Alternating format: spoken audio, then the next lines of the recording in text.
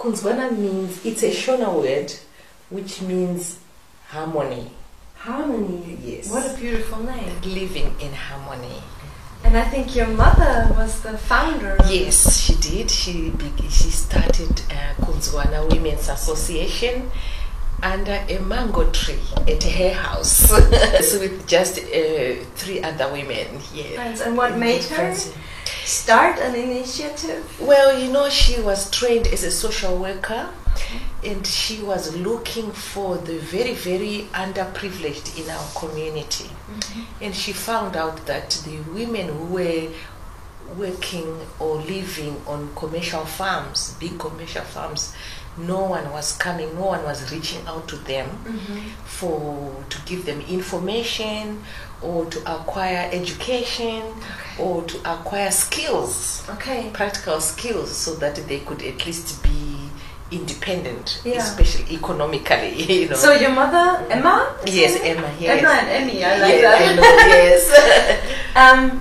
Yes. Your mother, she was living in the rural area, or was she living in the town, in the city? Well, she herself actually is an orphan. She is born, and her mother died when she was very, very young. She was 5 years old, so she was raised in the rural areas. But then after she herself got educated and became a teacher to start with, she then moved to town and was working in town. And the idea of helping women in commercial farms was after those farms were taken down by Mugabe? No, it was before. It was before. It was before, because at the time we had a very large, very extensive commercial farming activities, in Zimbabwe. So there were huge farms with 2,000, 3,000 workers on each farm, and a lot of women who were idle, not doing anything, but they were there because they were with their husbands or relatives. So they didn't have to work at that farm? They were sometimes co-opted to do seasonal work, but mostly it was the men who were working on the farm, and they were just at home with the children.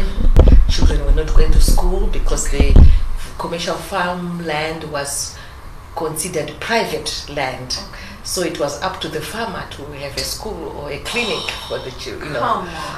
My mother was there to advocate for these women so that the farmer could at least put a school for them, or if there was no school and he was not interested, they would come with practical skills. So this is quite a long time ago. It was in 1995. She eventually registered to become a... But she started even before? She started before. She started in 1993, then she got registered in 1995. And the farmers accepted?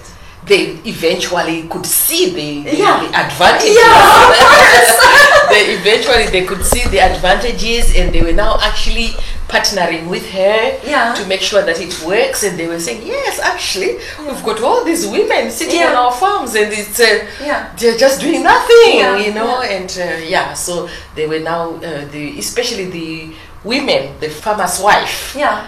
Also, now we're finding out, she also is not doing much. It is her husband who's in the growing tobacco, growing flowers for export, vegetables, and he's a businessman. He's a businessman, and she's also supposed to do the household. She's also at home, doing not just being a housewife. So there was that connection. So she said, actually, I could teach them how to make jam, how to sew, and so she opened up to that. Okay. And then was the big, let's say, the break? Land reform.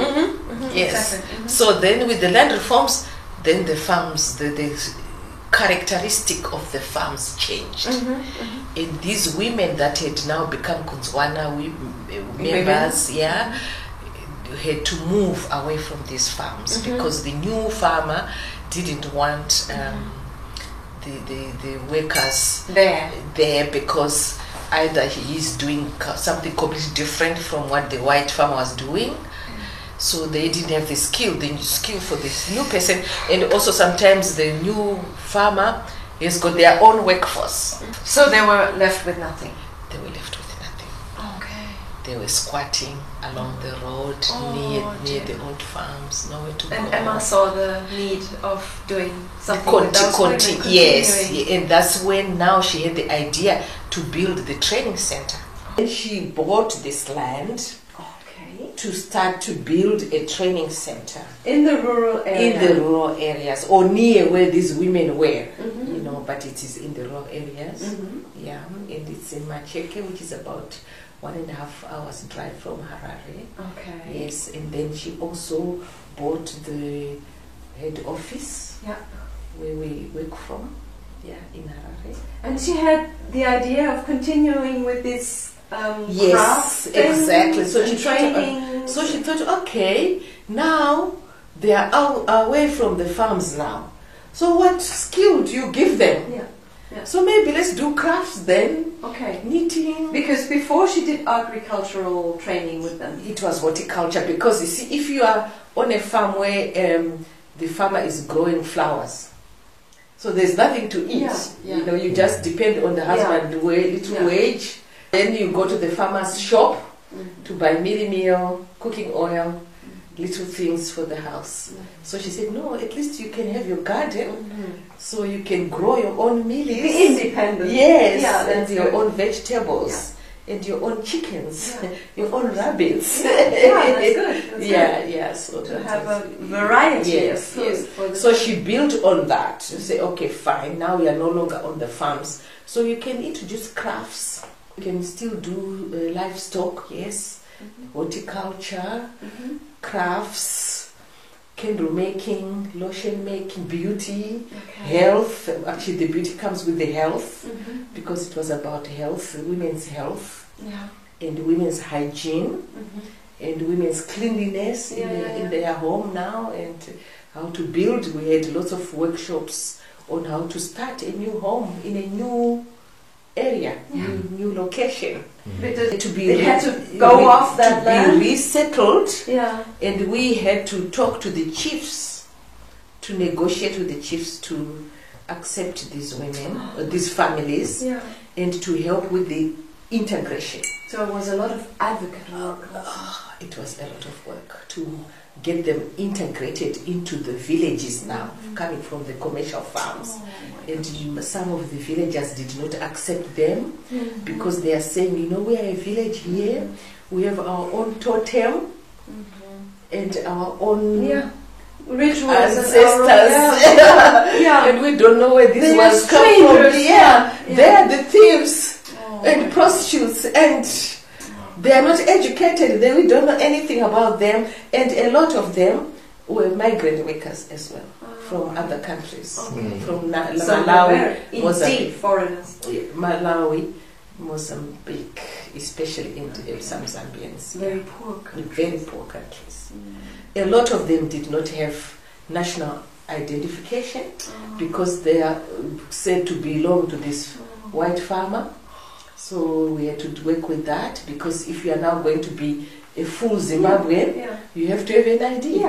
Some of them did not even have birth certificates, because they were born on these farms where there is nothing, no health facilities. They were really owned by these farms. Exactly, So, you know, they were completely secluded.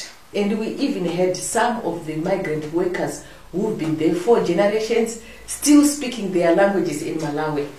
Yes. And how come, did Emma speak those languages? How No. did she communicate? No, so fortunately maybe the children could speak now Zimbabwean languages. Some of them can speak now, and but still with a strong accent and dialect from their original countries. Yes.